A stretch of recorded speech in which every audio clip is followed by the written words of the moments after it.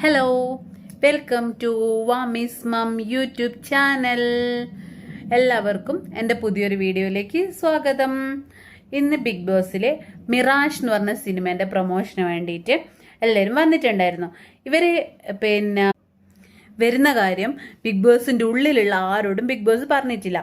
Big boss മിറാഷിൻ്റെ trailer കാണിച്ചിട്ട് ആ ട്രെയിലറിൻ്റെ അകത്തുനിന്ന് ഒരു തിരക്കഥ 3 ഗ്രൂപ്പാക്കി തിരിച്ചിട്ട് ഒരു തിരക്കഥ പറയാനാണ് പറഞ്ഞത്. ഇവർ വിചാരിച്ച് ബിഗ് ബോസിന്റെ മുന്നിൽ തിരക്കഥ പറയാനായിരിക്കുന്ന. പെട്ടെന്ന് ഇവരെല്ലാവരും ഇങ്ങനെ പ്ലാൻ ചെയ്ത് കഴിഞ്ഞതിന് ശേഷം പാട്ട് വെച്ചപ്പോൾ ഇവർക്ക് തോന്നിയിട്ടുണ്ട്. പക്ഷേ ആസിഫ് അലി ഒന്ന് വരുന്നവരെ വിചാരിച്ചിട്ടുണ്ടാവില്ല ചിലപ്പോൾ. പക്ഷെ വന്ന് ഈ പാട്ട് വെക്കുമ്പോഴത്തേക്ക് തന്നെ എല്ലാവരും ഓടി. എല്ലാവരും ഭയങ്കരമായിട്ട് ഞെട്ടുകയും ചെയ്ത് ഭയങ്കര ഹാപ്പിയോ. ജിത്തു ജോസഫും ആസിഫ് അലിയും അപർണയും അർജുൻ കഴിഞ്ഞ കണ്ടസ്റ്റൻ്റ് ആയിരുന്നല്ലോ ബിഗ് ബോസിലുള്ള. അവരെല്ലാവരും വന്നപ്പോൾ ഭയങ്കര ഹാപ്പിയാണ്. കാരണം ഇവർ പ്രതീക്ഷിച്ചില്ലല്ലോ ഇവരെല്ലാം വരും എന്നുള്ള കാര്യം.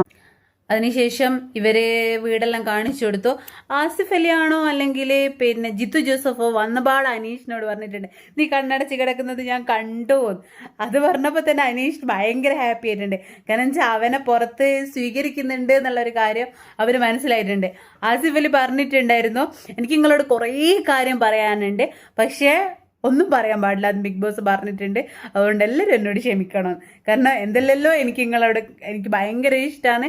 എൻ്റെ വീട്ടിൽ തുറന്നാലും മോളെല്ലാം പേരൻസിൻ്റെ കൂടെയാണ് ഉള്ളത്.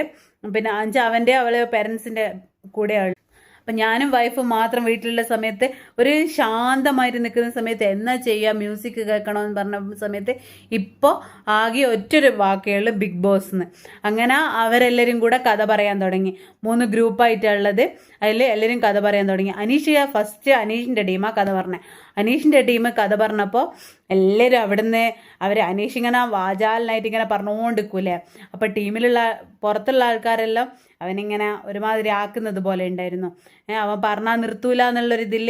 പിന്നെ അക്ബറിൻ്റെ ടീം, പിന്നെ അഭിലാഷിൻ്റെ ടീം എന്തോ അവരെന്നെ പറഞ്ഞിട്ടുണ്ട്, വെറുതെ പറഞ്ഞ് തീർക്കാൻ പറഞ്ഞ പോലെ തോന്നിയിട്ടുണ്ട് എന്ന്. പിന്നെ അക്ബർ നല്ലോണം പറഞ്ഞിട്ടുണ്ടായിരുന്നു.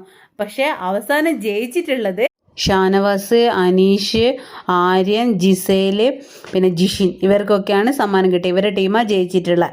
അവർക്കെല്ലാവർക്കും അവർ സമ്മാനം കൊടുക്കുകയും ചെയ്യും. ഇവരെ കഥയോട് റിലേറ്റ് ആയിട്ടുള്ള ഒരു കഥ മാത്രമല്ല, ഇവർ അവതരണം എല്ലാം നോക്കണം. അനീഷ് നല്ല അടിപൊളിയായിട്ട് അവതരിപ്പിച്ചിട്ടുണ്ട്. അതുകൊണ്ട് ജിത്തു ജോസഫിന് ഭയങ്കരമായിട്ട് ഇഷ്ടമായിട്ടുണ്ട് അവൻ്റെത്. അവസാനം അതെല്ലാം പറഞ്ഞ് ഗിഫ്റ്റ് എല്ലാം കൊടുത്ത് ഇവരൊക്കെ പോകാനുള്ള സമയത്ത് ഇവർ പോവുകയും ചെയ്തു. എന്തായാലും നല്ല അടിപൊളിയായിട്ട് എല്ലാവരും ഭയങ്കര ഹാപ്പി ആയിട്ടുണ്ടായിരുന്നു ഈ ഒരു സമയത്ത്. എന്നാൽ ഇത്രയേ ഉള്ളൂ. ബൈ.